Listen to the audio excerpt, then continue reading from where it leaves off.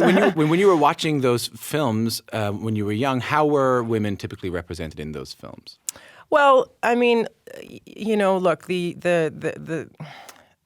can make sweeping generalizations, and people have many times that all horror movies are inherently sexist, which they're not. But yes, women have. There's a reason why the term scream queen exists, right? Nowadays, it's a little bit antiquated and limiting that phrase, but it used to sort of encompass the idea that women were in horror movies to scream and make noise and run away from the killer.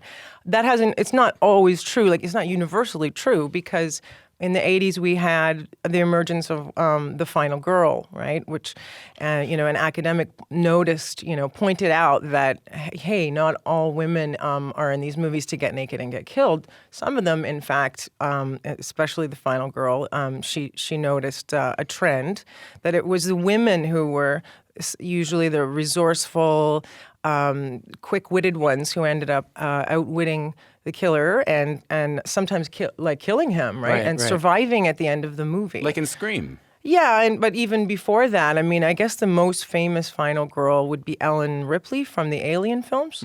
But the reason why she's such a great example is because her character started off as a man, and Ridley Scott just cast a woman in the role and did nothing else. He didn't instruct the screenwriters to go and do a polish on the script and ask to make Ellen Ripley more feminine or more mothering or whatever.